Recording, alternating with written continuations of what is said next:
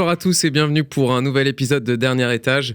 Je suis très heureux aujourd'hui d'accueillir deux invités. Donc vous avez le bénéfice d'avoir deux invités aujourd'hui. Ludovic Brabant, bonjour. Bonjour Antoine, merci de nous inviter. Avec plaisir, qui est un collègue et ami maintenant. Et Vincent Laurac. Bonjour, merci de me recevoir. C'est gentil. Je vais vous laisser vous présenter peut-être brièvement afin de montrer un peu ce que vous faites aux auditeurs. Ludovic. Alors, tout d'abord, je voudrais quand même te remercier de nous inviter tous les deux avec Vincent Laurac de chez Savills. C'est vraiment le partenaire de référence de la Maison Varenne. Oui. Il faut se rappeler que Savills, qui est un opérateur extrêmement connu dans le monde du luxe, nous étions les représentants exclusifs pour Paris de la Maison Savills. Nous sommes connus depuis 10 ans maintenant avec Vincent dans ce contexte.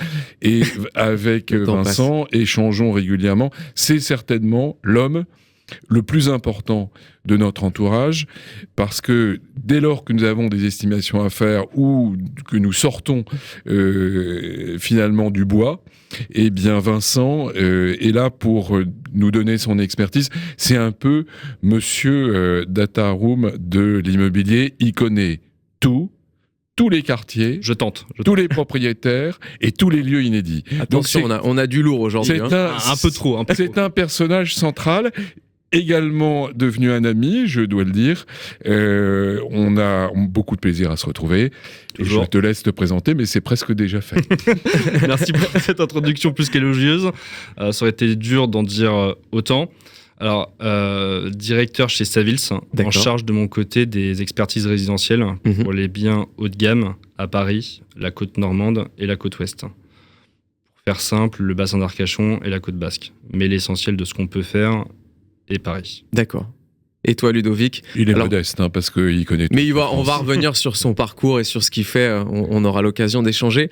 Et Ludovic, donc c'est un collègue à moi, mais j'aimerais que tu te présentes, savoir ce que tu fais chez Varenne. Je dirige la section Prestige chez Varenne et la mission d'accompagner l'ensemble des collaborateurs vers les biens les plus prestigieux pour les évaluer grâce à mon ami Vincent, et surtout les accompagner dans la vente et résoudre parfois ces petites questions de calage qui sont importantes à faire tant avec les propriétaires que les futurs acquéreurs.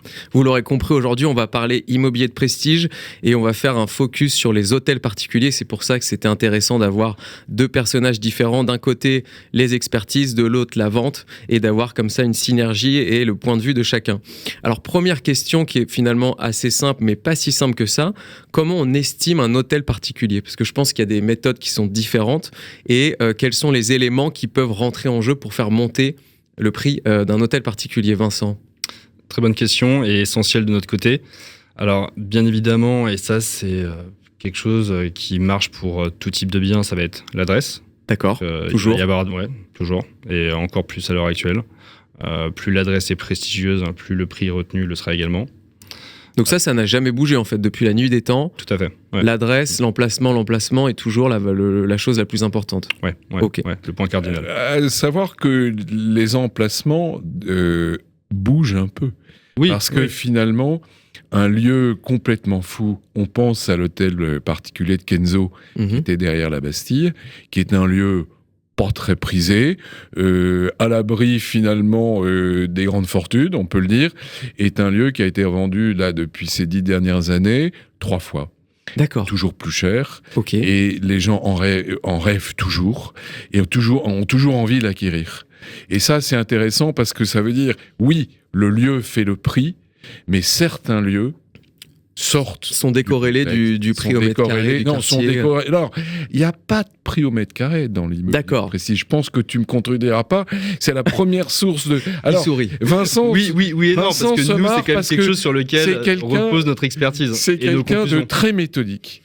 Contrairement à moi, qui suis plutôt intuitif, Vincent est très méthodique. C'est la raison pour laquelle on aime faire ce binôme, parce que il a des obligations à remplir et c'est vrai que ce qui est agréable avec toi, c'est que tu as une telle database devant les yeux et tu nourris tellement tes informations que pour nous qui aimons finalement ressentir les lieux, et respirer l'atmosphère qu'on peut y trouver. Toi, tu reviens aux fondamentaux, qui sont plus combien ça mesure. C'est ça, du coup. Quels sont les éléments d'appréciation sur place et combien c'est vendu à côté. Et c'est très agréable parce que on n'a pas toute cette science. Toi, tu l'as. Ça, c'est ta méthode. On se nourrit l'un et l'autre. Hein. Genre, les échanges qu'on a me nourrissent moi de manière quotidienne, et ce, maintenant, depuis de trop nombreuses années. Mais oui, nous, en tant qu'experts, on se doit de garder les pieds sur terre. Donc, emplacement, architecture. D'accord. Pour un appartement, bien évidemment, l'étage. D'accord. Les volumes. On en reparlait encore là. Bien sûr. La hauteur de plafond. Hauteur de plafond est primordiale, apparemment. Ouais. D'accord. L'intérieur du bien.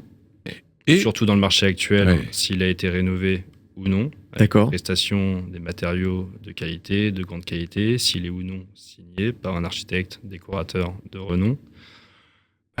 Et après, les prestations. D'accord. La climatisation, ça, essentiel. Des choses, des traitements d'air, ça c'est quelque chose qu'on commence à voir de plus en plus et pour lequel on a une demande conséquente. D'accord. Les DPE, un vrai sujet. Ah, est-ce que ça rentre en compte du coup, ça ? Ça rentre en compte quand on l'a.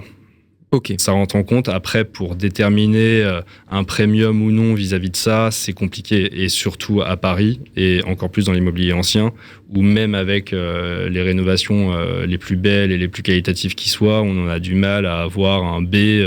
D'accord. Mais là, on parle surtout d'appartements, hein, parce que dans les hôtels particuliers, ils sont pas sujets à... C'est pas ceux qui sont classés. Chose qui rentre en compte. Dès lors qu'un hôtel est classé, on échappe à la règle des DPE.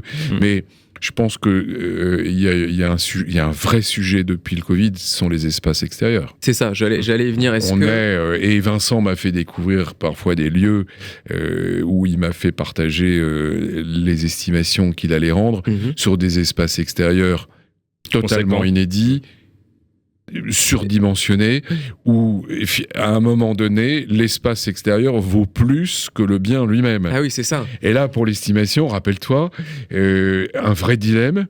Est-ce que vous pouvez en dire un peu plus, même si on donne pas l'adresse? C'était quoi? C'est-à-dire que c'était un appartement qui disposait d'une terrasse parmi les plus conséquentes à Paris. D'accord. Et là, justement, par rapport à ce que peut dire Ludovic, il faut que nous, experts, fassions très attention à la quote-part qui peut être attribuée à cet espace extérieur vis-à-vis de la surface habitable. D'accord. Et du prix métrique global auquel on va ressortir, qui est là aussi un peu, nous, le garde-fou, quelque part. Donc ça, il faut. Mais là, on avait convenu, rappelle-toi, c'était drôle, on avait convenu que l'espace de terrasse valait plus cher que l'habitation même.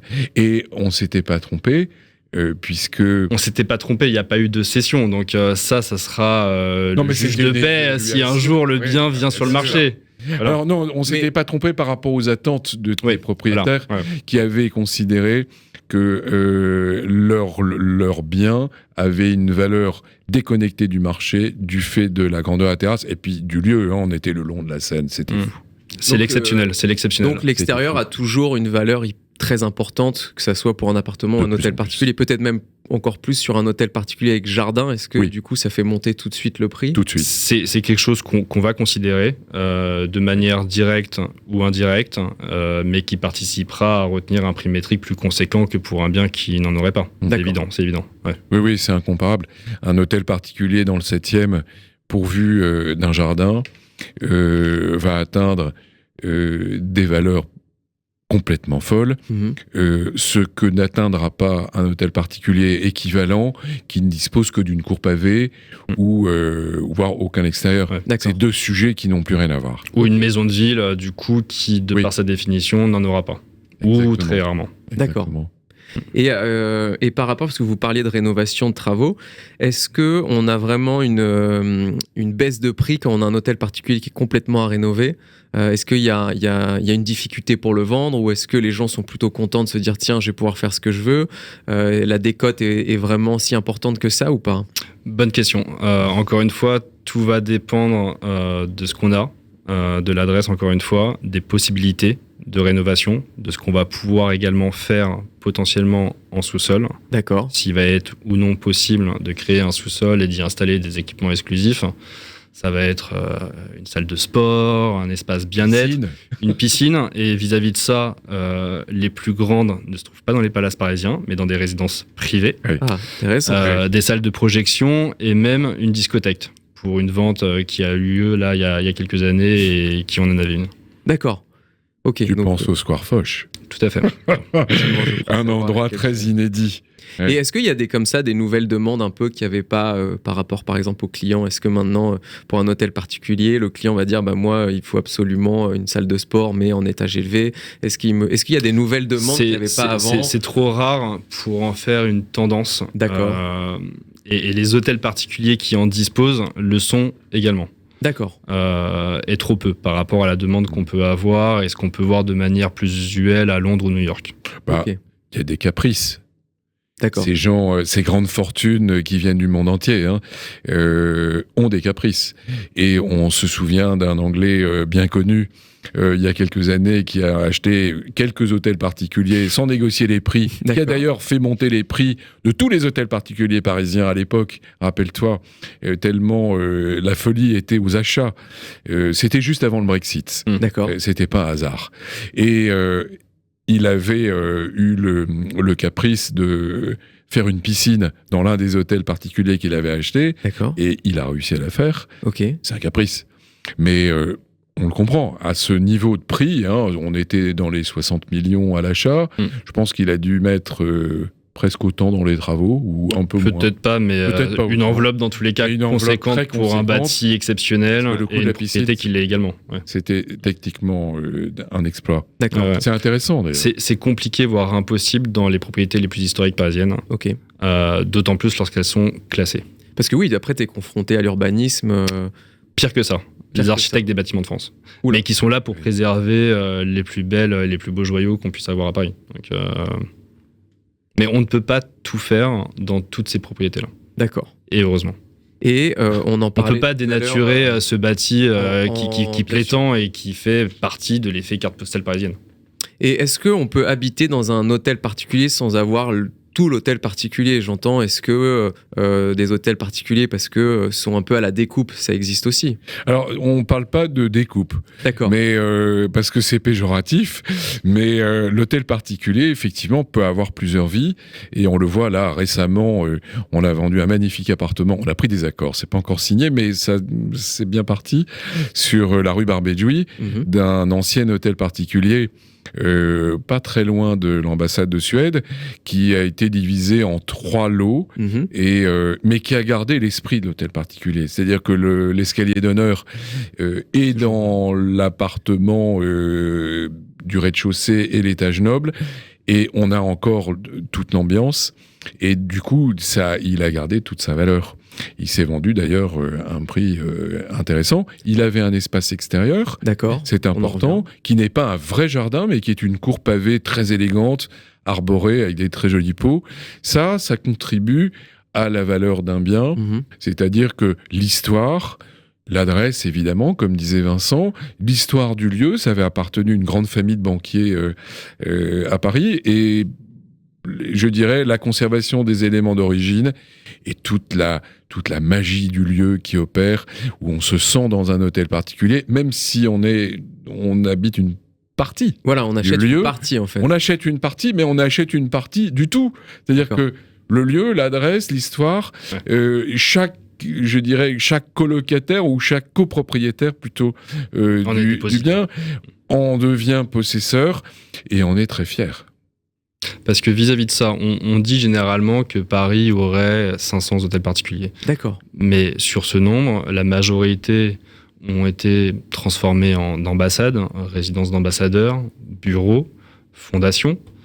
Et ceux qui restent à l'heure actuelle à usage d'habitation, la plupart, encore une fois, ont été divisés en plusieurs lots, par rapport à ce que tu pouvais dire. Donc ceux qui restent aujourd'hui et qui ne constituent qu'une seule unité d'habitation, une seule résidence privée, sont peu, et d'autant plus rares.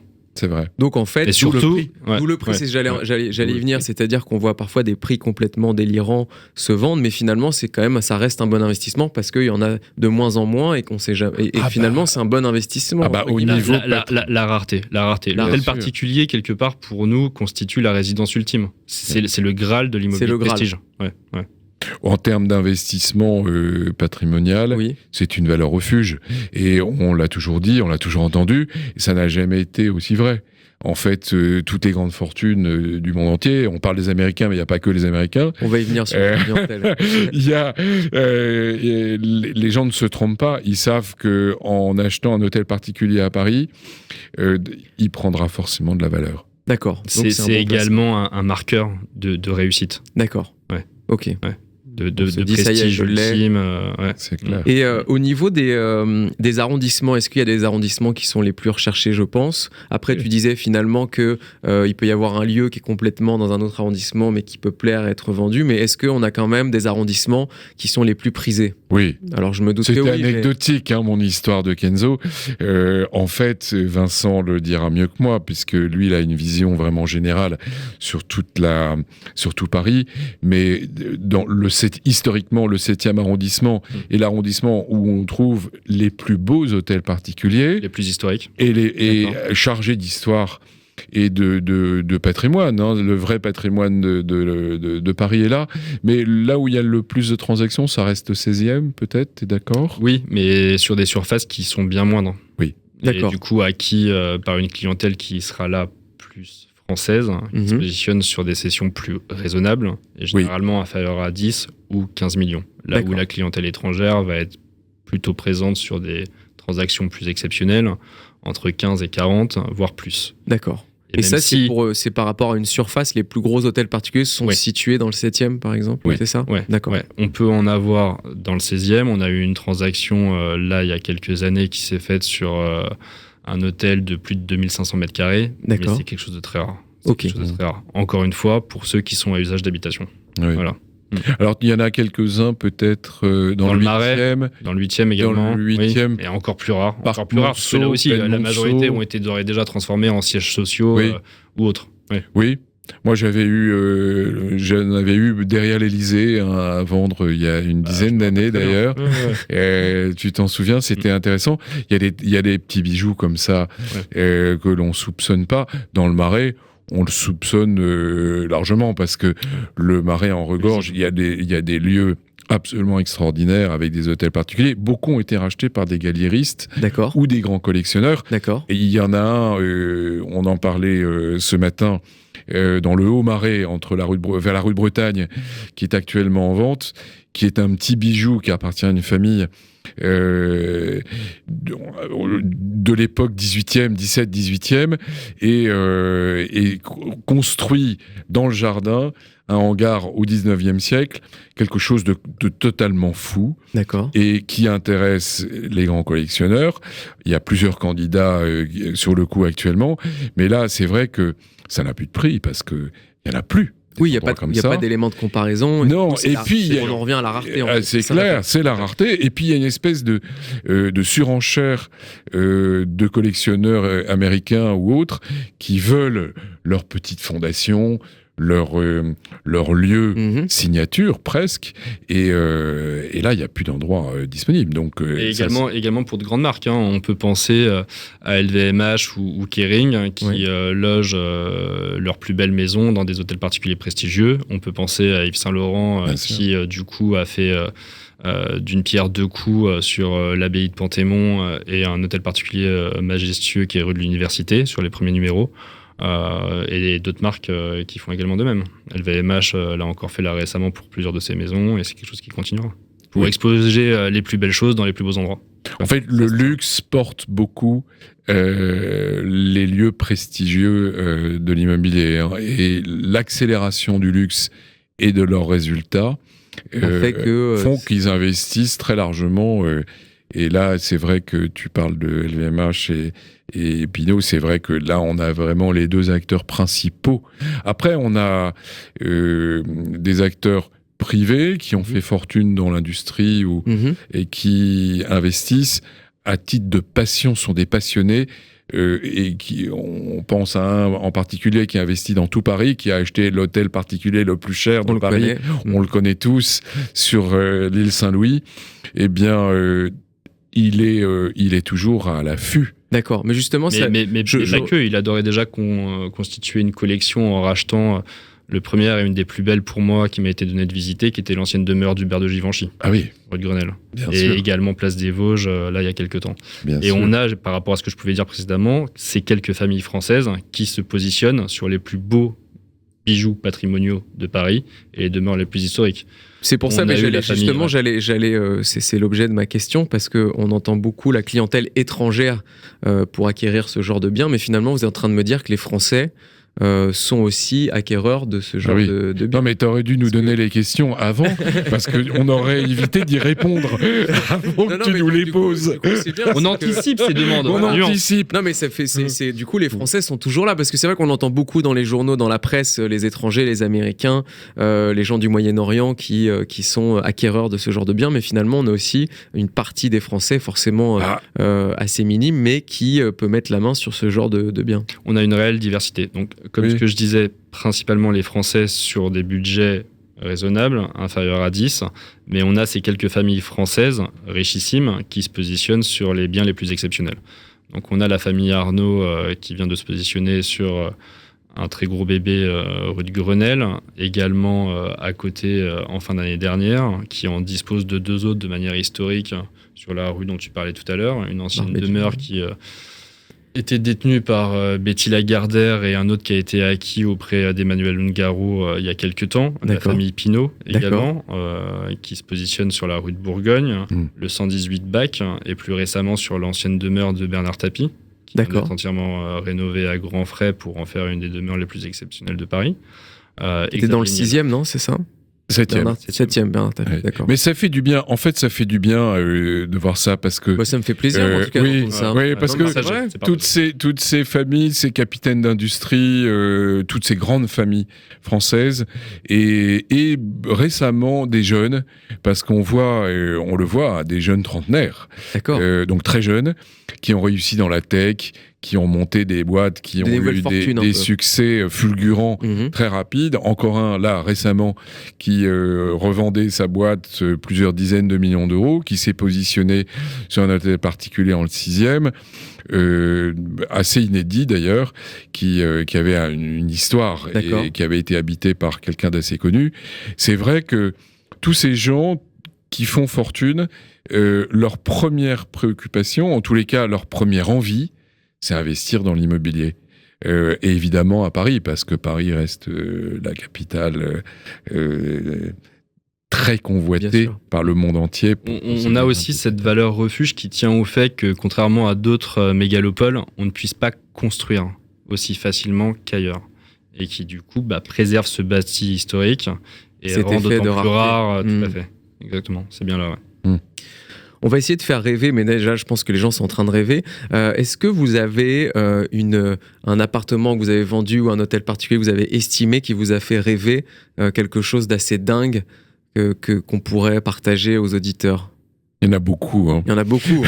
Mais si, avec Vincent, c'est toujours la question délicate. On se surprend toujours dans la surenchère. Comme ça, où vous vous êtes dit waouh quand je suis arrivé. Et moi, j'ai envie de parler d'un lieu là qui est d'actualité. D'accord. Parce qu'il y a des candidats qui s'en approchent de façon très sérieuse, mais il n'est pas encore signé. Il se trouve rue Vaneau. Et il a une particularité incroyable, c'est que on est collé au jardin de Matignon. D'accord. Et l'architecte qui l'avait acquis il y a une vingtaine d'années avait acquis un vieux garage, mais dans un état vraiment de délabrement, et a pris le parti pris de le transformer en hôtel. Alors, c'est pas un hôtel particulier proprement dit, c'est plutôt une maison atelier un peu folle, une maison un peu folle. Un ovni. Un ovni, ouais. Je crois qu'on peut le dire. Assez difficile d'ailleurs à évaluer, si ce n'est que l'intérêt, on le voit des gens qui viennent le visiter. Il a une piscine. Est articulé tout simplement autour d'un bâtiment mais plutôt métallique, avec une charpente qui fait penser un peu aux constructions asiatiques. D'accord. Et l'architecte qui l'avait conçu, en tous les cas, qui l'avait transformé à l'époque, puisqu'il avait gardé une partie de la base, revenait du Vietnam où il avait construit l'ambassade de France. Donc une inspiration asiatique, une piscine ou un bassin de nage plus précisément, parce qu'il n'est pas très profond, mais qui fait de ce lieu un endroit dans le 7e totalement inédit, parce qu'on est là, pour le coup, plus du tout dans les codes d'un hôtel particulier historique, avec les hauteurs de plafond, les moulures, les parquets, les cheminées. Là, on est sur un lieu un peu fou. Et, atypique, et très qui fait écho à ce que tu disais sur la maison Kenzo dans le 11e. Voilà, qui ferait vraiment écho à la maison Kenzo. Et on sent l'engouement même des gens assez classiques finalement, qui se mettent à rêver d'un lieu complètement déconnecté du reste. Et là, c'est vraiment intéressant. Mais qui peut faire rêver une clientèle plus jeune que ce qu'on peut voir sur les hôtels particuliers bien plus classiques. Oui, plomb. Ah bah alors, plomb, mesurons le propos. Ce serait pas permis, mais plus classique. Et toi, Vincent, est-ce que tu as un lieu comme ça un peu dingue que tu as vu Oui, et qui fait l'actualité également. Moi, mon premier dossier, il y a maintenant 15 ans, était l'hôtel Pozzo di Borgo, à l'époque où Karl Lagerfeld y vivait. Donc ça, c'est quelque chose dont je garde un souvenir incroyable et qui revient du coup sur le marché, même s'il y a des problématiques liées à sa cession, mais en tout cas qui fait couler beaucoup d'encre. Ce que c'est comme hôtel particulier? C'est un des hôtels particuliers les plus historiques de Paris, situé rue de l'Université, donc sur une des artères les plus prestigieuses qui soit, en plein cœur du Faubourg Saint-Germain, qui développe un bâti de plus de 4500 mètres carrés. Donc pour une résidence privée, c'est quand même assez conséquent. Et un jardin parmi les plus grands également, de plus de 2000 mètres carrés. D'accord. Plein sud. Ok. Ouais, on est pas mal. Donc, ils ont fait des travaux de rénovation incroyables dans cette. Ils y ont également fait et font encore des réceptions et des soirées qui le sont également. Ouais. Et donc là, il est mis en vente actuellement, c'est ça? Ouais. Est-ce qu'on a un prix à peu près des prix circulent. Des prix circulent. Oui, d'accord. C'est plusieurs centaines de millions. Hein. Ouais. Ok. Non, mais pour donner un ordre d'idée, plusieurs centaines de millions. C'est la propriété actuellement sur le marché la plus chère. D'accord. Et donc, tout simplement. Oui, c'est dit. Et une petite anecdote dans votre carrière, est-ce que vous avez quelque chose à dire quand vous avez été en visite, en estimation? Est-ce que vous avez j'ai une histoire drôle. On visitait un hôtel particulier il y a peu de temps. Un chanteur de rap américain très connu, marié avec une chanteuse très connue aussi. Et on les a aperçus à Cannes là, récemment. Et il voulait un lieu extrêmement sécurisé. Donc on s'est organisé avec la conciergerie. C'est un hôtel qui fait partie d'un conglomérat d'hôtels particuliers dans le 7e, assez connu. Et on le fait passer par les parkings, et ils ont quand même fait bloquer la circulation de la rue, avec 3 voitures blindées, garde du corps, armés jusqu'aux dents. Donc c'était assez impressionnant. Un gros rappeur américain. Et notre ami rappeur donc passe par les garages pour rentrer dans l'hôtel particulier. C'est spécial. Et fait sa visite au pas de course, en posant des questions assez pertinentes. J'étais accompagné d'une collaboratrice, Maragnès, qui se débrouillait bien. J'ai trouvé qu'elle avait les bons mots, parce que c'est pas facile de parler à ces gens. Non. Ils sont pas très ouverts, et les agents immobiliers, je pense qu'on n'est pas leurs amis. Je comprends. Mais vous savez toujours mettre en place le storytelling qu'il faut au moment où il le faut. Un peu. Et on n'était pas trop deux. Et le type fait sa visite, enfin notre ami rappeur fait sa visite, et à un moment donné s'arrête et voulait s'asseoir dans les canapés et me dit: ok. Et là, je me dis, ça y est, tout s'est bien passé, il va nous faire une offre. Eh bien, pas du tout. Il voulait que je lui allume la télé. Il voulait que je lui allume la télé. Il y avait un match de basket à regarder. Et là, ça a été une détresse absolue, parce que j'avais 23 télécommandes devant moi sur la table basse. Et impossible d'ouvrir la télé. Et à un moment donné, j'appuie sur une télécommande et c'est la cheminée à l'éthanol qui s'allume. Et là, il me regarde, il me dit « Ok, c'est pas très important. » Il a fini par regarder le match sur son iPhone. Et là, il s'est passé un truc inattendu. Plutôt que nous faire l'offre attendue, il a commencé à nous dire « Oui, mais vous comprenez, les couleurs, c'est pas tout à fait ce que j'aime. La master, elle est pas tout à fait assez grande. La cuisine, moi, j'invite des chefs, il me faut quelque chose de très... » Et on se rend compte que finalement, l'enthousiasme de la visite où tout semblait parfait, mais vraiment, la visite était vraiment bonne et parfois on a l'impression que c'est dans la poche et pas du tout. Il n'avait pas du tout ça en tête. En tous les cas, ça lui convenait pas pour des raisons assez inattendues. Ce sont des anecdotes, c'est drôle à raconter. Sympa. Sur place, on rigole pas tant que ça, mais parce que tout le protocole était en place pour la sécurité. Ce sont des visites qui changent du quotidien, mine de rien. Ce sont des visites assez... assez surréaliste finalement, où on en attend beaucoup et quand il se passe rien à la sortie et qu'il voulait regarder la télé, je vois que ça surprend, mais c'est ça aussi l'immobilier de luxe, c'est ces gens finalement à un moment se croient un moment de pause, sont réellement en recherche de lieux dans Paris inédits, mais vont pouvoir finalement se détendre un peu, dès lors qu'ils se sentent en sécurité, se sentent bien, avec des gens qui leur parlent, je dirais, de choses sensées, n'en font pas trop. Ben après, ils se livrent un peu. Bien sûr. Et jusqu'à vouloir regarder la télé, c'est pas mal. En revenir à des choses simples. Et c'est pas qu'ils s'ennuyaient. Hein. Non, ils voulaient contrôler que ça fonctionne bien. Et toi, Vincent, est-ce que t'as eu un moment comme ça un peu loufoque? Plusieurs. Alors loufoque, peut-être pas. Pour l'amoureux d'art que je suis, je pense que une des choses qui m'a marqué le plus, ça a été la visite, encore une fois, là, d'un hôtel particulier qui renfermait une collection de plus de 70 Picasso qui n'avait été jamais montrée au monde. Et ça, c'est exceptionnel. Waouh. Ça, c'est quelque chose dont on garde un souvenir mémorable. Ouais. Énorme. Ah oui. Énorme. Moi, j'ai eu ça sur Modigliani. J'aurais pas dit non plus. Dans Paris. Et invraisemblable. Et j'étais un peu déçu après coup parce que on m'a quand même parce que je trouvais que l'endroit n'était pas aussi sécurisé qu'il ne devrait l'être, parce que je pense que la collection valait plus cher que toute la rue entière. Près de la place Furstenberg, c'est quand même, faut le faire. C'est les prix les plus hauts du 6e. Mais en fait, il faut savoir que toutes ces œuvres d'art sont des copies. Les originaux sont au coffre. Bien rangés. Et il n'est pas rare que les grands collectionneurs de ces grands noms, parce que ce sont des tableaux qui valent plus de 200 millions, exposent chez eux des copies. Et quand on le sait, ça fait plus pareil. Ah bah ouais. Là, je viens d'apprendre quelque chose. Ce qui n'était pas le cas pour le mien. Le tien, c'était des vrais. C'était des vrais. T'avais plus de chance que moi. Dernière question, parce que l'émission touche à sa fin.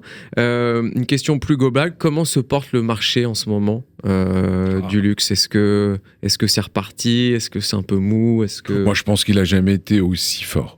D'accord. Et Vincent me contredira pas, parce qu'il est submergé de travail sur ses financements, refinancements, évaluations et autres. Nous, agents immobiliers, sommes très sollicités par des clients en recherche active de ces lieux. Et c'est vrai que l'arrivée de toute cette clientèle internationale qui ont fait des fortunes colossales depuis ces 5 dernières années, il y a une accélération. Ils veulent tous acheter un bien rare dans Paris, ou faire évaluer, dans la partie de Vincent, refaire évaluer leurs biens. On atteint des sommets. Hein. Nous, c'est quelque chose qu'on constate depuis la fin d'année dernière, et qui prend une ampleur qu'on n'avait pas vue depuis longtemps. C'est colossal. De par la clientèle française, mais également étrangère, que ce soit pour des grands appartements, mais également des hôtels particuliers. Et là, la presse, on a fait écho encore récemment avec des sessions qui sont faites à des prix qu'on avait rarement vus en nombre et en montant, que ce soit métrique comme globaux. Bon, ça fait plaisir d'entendre en tout cas. Merci beaucoup à tous les deux. Merci Antoine. Merci à toi pour votre intervention. Et puis moi, je vous dis à très vite pour un nouvel épisode de Dernier Étage.